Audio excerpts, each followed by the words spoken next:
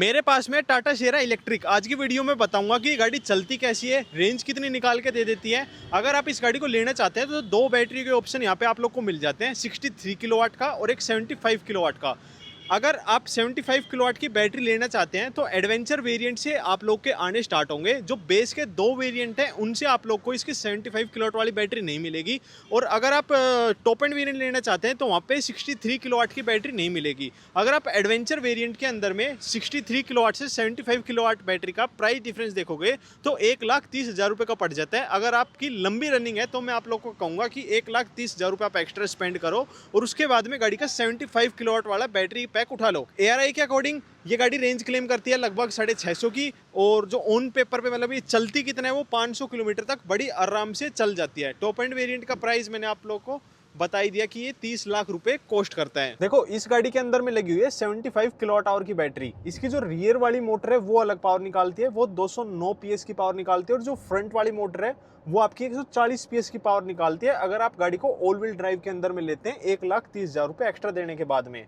वैसे गाड़ी का जो ऑन रोड प्राइस है टॉप एंड वेरिएंट का वो 29 लाख रुपए पड़ता है, बट अगर गाड़ी में आप ऑल व्हील ड्राइव लेते हैं तो उसके लिए 1,30,000 रुपए आपको एक्स्ट्रा देने पड़ेंगे। ये मैं ऑन रोड प्राइस की यहाँ पे बात कर रहा हूँ। काफी लोगों को शिकायत थी कि भाई जो अपनी शेयर आती थी उसके अंदर में HUD नहीं आती थी। अब कंपनी ने क्या है इस गाड़ी के अंदर में HUD भी डाल दिया है। HUD उस गाड़ी के अंदर में आती थी जिसमें 2 स्क्रीन रहती थी, बट अब यहाँ पे आप लोगों को 3 स्क्रीन भी मिल जाएगी और HUD भी मिल जाएगी। और HUD के अंदर भी काफी अच्छे अच्छे फीचर्स इन्होंने यहाँ पे डाल दिए हैं। अगर आप HUD को यहाँ पे ऑन या ऑफ करना चाहते हैं ना तो एक हाइपर HUD है, ये रहा। इसको यहाँ से खोलना पड़ेगा और इसके बाद में हमें यहाँ से ऑन करना पड़ेगा। ऑन होने के बाद में अगर आप देखोगे तो देखो दिख भी रहा है यहाँ पे सारा व्यू आ गया, और इसको अपने अकॉर्डिंग में आप सेट भी कर सकते हैं। मान लो आप स्नो मोड लगाना चाहते हैं, फिर पर्सनलाइज करना चाहते हैं, इमेंस लगाना चाहते हैं, फिर स्टैंडर्ड लगाना चाहते हैं। और अगर आपने मान लो डायरेक्शन फोन के अंदर में खोली हुई है तो इसके अंदर में डायरेक्शन भी दिखा देता है, लेफ्ट या राइट। वैसे आप जो आपका एप्पल कारप्ले रहता है उसको गूगल मैप चलाते हैं वो इसकी स्क्रीन के अंदर में भी दिखाता है। अभी देखो आगे की तरफ में ट्रक जा रहे हैं ना तो मुझे यहाँ पे रेड रेड सिग्नल सा भी दिख रहा है, कोई क्रॉस करेगा तो वो भी इसकी HUD के अंदर में दिखाता है। जो लोग पहली बार इसकी HUD को यूज करेंगे उनको भाई थोड़ी सी उलझन सी महसूस होगी। मुझे भी इनफैक्ट मैं पहली बार यूज कर रहा हूँ इसको तो थोड़ी उलझन सी महसूस हो रही है। बाकी है बढ़िया चीज। बाहर की गाड़ियों के अंदर देखो लगभग सभी गाड़ियों के अंदर में HUD आ जाती है और लोग बाग इनको यूज भी करते हैं।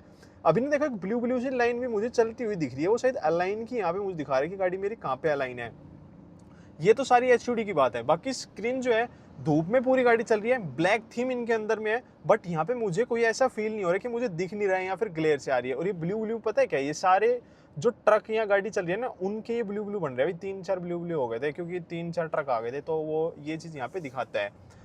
विजिबिलिटी गाड़ी के अंदर में से चाहे शेरा अपनी पेट्रोल डीजल वाली हो या फिर ये इलेक्ट्रिक वाली हो, दोनों गाड़ियों के अंदर में से काफी ज्यादा अच्छी आती है। और नॉर्मल और कोई गाड़ियों में से इस गाड़ी के अंदर बैठोगे ना तो हाँ भाई आपको पता चलता है कि भाई एक अच्छे खुले से कैबिन के अंदर बैठ गए हो। पूरा जो UI है ना इसके टच स्क्रीन का वो भी काफी ज्यादा आसान से दे रखा है। टच स्क्रीन नहीं, जो इसके जैसे मान लो आप हवा को मंदी तेज करना चाहते हैं तो नीचे की तरफ में कोई बटन से ना देखे यहाँ पे स्लाइडिंग वाली चीज दे रखी है, ये भी बिल्कुल ठीक है। ड्यूअल जोन का ऑटोमेटिक क्लाइमेट कंट्रोल जो गाड़ी के अंदर डाल रखा है।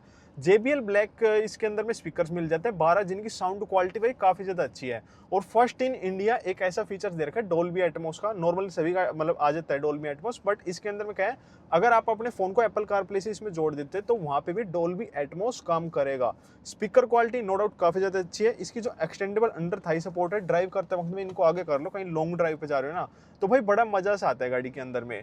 स्टीयरिंग व्हील का रिस्पॉन्स ये काफी ज्यादा अच्छा है। एक चीज मुझे गाड़ी की टाटा के बारे में अच्छी नहीं लगती, जैसे कई गाड़ियों में क्या होता है अगर आप मान लो एडास उनके अंदर में ऑन कर देते हैं या फिर आप उनको एक बार ऑफ कर देते हैं तो वो ऑफ ही पड़े रहता है, बेशक आप गाड़ी को ऑन करो या ऑफ करो।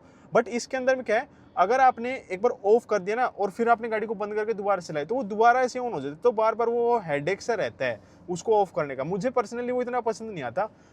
है अच्छी चीज, बहुत अच्छी चीज है, किसी को पसंद आता है किसी को नहीं आता। मुझे इसलिए पसंद नहीं आता, चलाते वक्त में क्या है गाड़ी अपने आप को अलाइन करने के लिए कोशिश करती रहती है लाइनों के बीच में, तो बार बार स्टीयरिंग थोड़ा बहुत हिलता रहता है, तो वो मुझे पसंद नहीं आता। और जैसे मान लो कहीं फोग में जाते हो, फोग में आग हमें आगे नहीं दिखता, आगे क्या खड़े क्या नहीं खड़ा, तो एडेप्टिव क्रूज कंट्रोल लगाओ गाड़ी के अंदर में, वो अपनी स्पीड चलती रहेगी, आगे कुछ आगे तो अपने आप स्लो डाउन हो जाएगी और इमरजेंसी ब्रेकिंग भी लगा देगी, तो वहाँ पे एडास पूरा फायदेमंद रहता है। जो इसके IRVM है इनके अंदर में से अच्छा व्यू आ रहा है। हम भाई कितने डिग्री सेल्सियस में चल रहे हैं, 33 डिग्री सेल्सियस में गाड़ी चलने लग रही है अपनी कोयम्बतूर के अंदर में हम है फिलहाल के अंदर में। एसी का जो रिस्पॉन्स है वो काफ़ी ज़्यादा अच्छा है। इसके अंदर जो वेंटिलेटेड सीट्स डली हुई हैं उनके अंदर में से काफ़ी ज़्यादा अच्छा आ जाता है। स्टीयरिंग व्हील का रिस्पॉन्स वो भी काफ़ी ज़्यादा अच्छा है। तो जैसे हैरियर के अंदर में थोड़ा हैवी सा फील होता है ना, वो वाला स्टीयरिंग व्हील यहाँ पे फील होता है। ये इलेक्ट्रिक स्टीयरिंग व्हील है, हाइड्रोलिक यहाँ पे नहीं है। ब्रेकिंग जो है वो भी काफ़ी ज़्यादा अच्छी है। अभी मैं करूँगा गाड़ी के 100 to 0 और ब्रेक लगाते वक्त में हाथों को मैं बिल्कुल हटा दूंगा और फिर पता चलेगा गाड़ी की स्टेबिलिटी का और ब्रेकिंग का।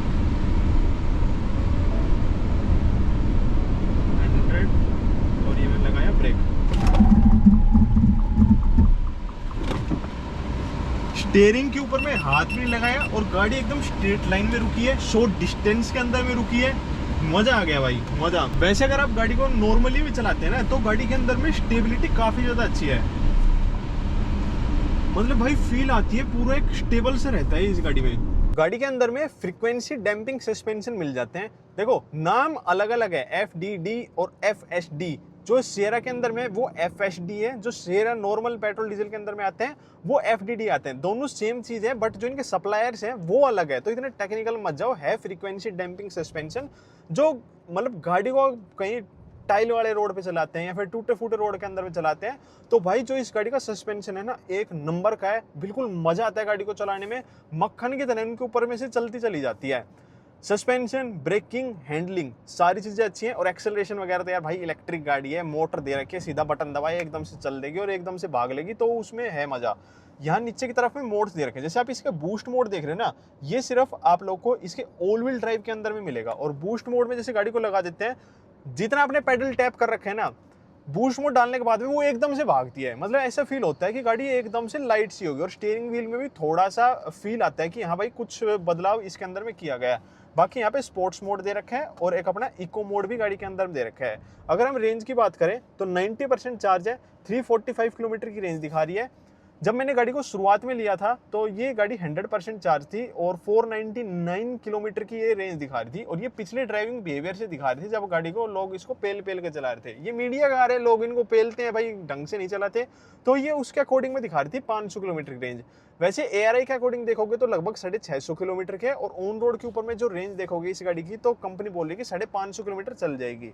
जो अपनी हैरियर आती है उससे 400 किलो हल्की है। हैरियर EV बड़े बैटरी पैक के साथ में लगभग 450 किलोमीटर चल जाती है। तो हल्के होने के बावजूद ये गाड़ी आराम से 500 किलोमीटर की रेंज आप लोग को निकाल के दे देगी। और मैं भी भाई इसको करीबन चला चुका हूँ यार 50-60 किलोमीटर, तो भाई इतनी रेंज मुझे लग रहा है कि गाड़ी ये निकाल के दे देगी। अगर आप normally day to day life में यूज करते हैं, ट्रैफिक में गाड़ी को चलाते हैं, तो भाई ये 500-550 किलोमीटर की रेंज तो बहुत आराम से आप लोग को निकाल के देगी। इस गाड़ी के अंदर में एक और चीज मुझे अच्छी लगी है, जैसे मान लो आप कोई और इलेक्ट्रिक गाड़ी के अंदर बैठते हैं तो उनके अंदर में इलेक्ट्रिक वाली फील आती है। क्यों? क्योंकि जो मोटर एकदम सडन चलती है तो गाड़ी एकदम सडन चलती है, रुकती है, चलती है, रुकती है, तो उनके अंदर में थोड़ी मोशन सिकनेस वाली फील आ जाती है। बट इस गाड़ी के अंदर में मुझे ऐसी फील नहीं आ रही है कि गाड़ी एकदम सडन चल रही है, सडन रुक रही है। देखो गिनी चुनी गाड़ियां हैं, जैसे कि क्रेटा हुई, उसके अंदर में भाई नहीं फील आती कि इलेक्ट्रिक चला रहे हैं, वो बड़ी मक्खन से चलती है। विनफास्ट गाड़ियां हैं वो भी बड़ी मक्खन से चलती हैं। इवन अपनी टाटा की जो शेरा है ये भी बड़ी मक्खन से चल रही है। तो ऐसी कोई मोशन सिकनेस वाली फील इस टाटा शेरा EV के अंदर में नहीं आएगी। एक और चीज गाड़ी के बारे में बड़ी अच्छी है, देखो जैसे आप बैक गियर डाल के गाड़ी को पीछे की तरफ में लेके जाते हैं तो नॉर्मली आपने गाड़ी में देखा होगा कि जो ORVM की मिरर्स रहते हैं नीचे की तरफ में टिल्ट हो जाते हैं। बट इसके अंदर में आप कैमरे का व्यू देखोगे, देखो जैसे स्टीयरिंग व्हील में मोड़ता हूँ, देखो कैमरे का व्यू थोड़ा सा लेफ्ट राइट यहाँ पे हो जाता है। भाई ये वाली चीज ना सच में मुझे बड़ी अच्छी लगी है, थोड़ा सा व्यू और अच्छी तरीके से आ जाता है गाड़ी में। और कैमरे की क्लैरिटी भाई बात करने की जरूरत नहीं है। टाटा में ना सच में पता नहीं क्या iPhone 6 की कैमरा यहाँ पे फिट कर देते हैं, बड़े तगड़े क्लियरिटी वाली चीज है भाई ये। अभी पेट्रोल के मुकाबले इस गाड़ी के अंदर आपको बताता हूँ क्या चेंज यहाँ पे कर दिया है। जो फ्रंट फेशिया आप ये देख रहे हो ना वो यहाँ पे चेंज किया गया है।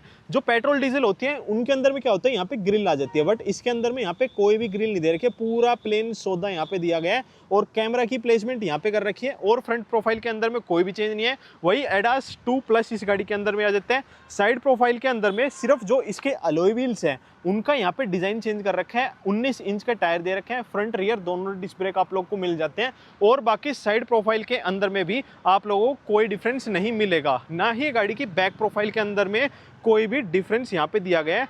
क्वाड व्हील की जो है बैजिंग आप लोग को सिर्फ यहाँ पे मिल जाएगी। वही 622 लीटर का बूट स्पेस इस गाड़ी के अंदर मिल जाता है, चाबी से खोल सकते हो, पैर को नीचे स्वाइप करके खोल सकते हो या फिर इसकी डिग्गी में से डायरेक्ट यहीं से खोला जा सकता है। बूट स्पेस गाड़ी में काफ़ी ज़्यादा बड़ा है। इसके अंदर में कोई आप लोग को स्पेयर व्हील नहीं मिलेगा। टायर पंचर की मोबिलिटी किट मिलेगी। 60-40 स्प्लिट सीटें आप लोग गाड़ी के अंदर मिल जाएगी। अब इंटीरियर्स के अंदर में चेंज की बात की जाए, सिर्फ मैं चेंज बताऊंगा पेट्रोल के मुकाबले, क्योंकि वो आप लोगों ने काफ़ी ज़्यादा वीडियो देख ली। देखो 3 स्क्रीन इसके अंदर में भी है। अब यहाँ पे एक्स्ट्रा क्या मिल जाएगा, HUD, जो आपकी 2 स्क्रीन में आती थी अब आप लोग को 3 स्क्रीन के साथ में यहाँ पे HUD भी मिल जाएगी। बाकी इंटीरियर्स के अंदर में कोई भी चेंज नहीं है, ना ही कंफर्ट में ना ही विजिबिलिटी में, सब कुछ सेम है। एक बूस्ट मोड जो है आप लोग को यहाँ पे मिल जाएगा। दूसरी चीज़, अब सेकंड रो के अंदर में थोड़ा सा कंफर्ट में बदलाव है, क्योंकि बैटरी प्लेसमेंट नीचे है तो पैर हल्के से ऊपर उठे, बस वही बदलाव है और कोई भी चेंज यहाँ पे नहीं किया गया है। बाकी सारी चीज़ें एज इट इज़ है। देखो रेंज वाइज गाड़ी बिल्कुल बढ़िया है। 500-550 किलोमीटर की रेंज ये गाड़ी आराम से निकाल के दे देती है। हाँ, मुझे लगता है कि गाड़ी का जो प्राइस है वो अगर थोड़ा सा कम होता तो ये गाड़ी और भी ज़्यादा बेटर ऑप्शन हो सकती थी। बाकी ये बेटर ऑप्शन है भाई। बैटरी की लाइफ टाइम वारंटी आप लोग को मिल रही है, इतनी अच्छी रेंज आप लोग को मिल रही है, 4x4 आप लोग को मिल रही है, मतलब सारी चीज़ें गाड़ी के अंदर मिल रही है। तो बेस्ट ऑप्शन है अगर आप इस गाड़ी को लेना चाहते हैं तो। बाकी कैसी लगी वीडियो नीचे कमेंट करके जरूर बताना। जय श्री राम, जय बजरंगबली।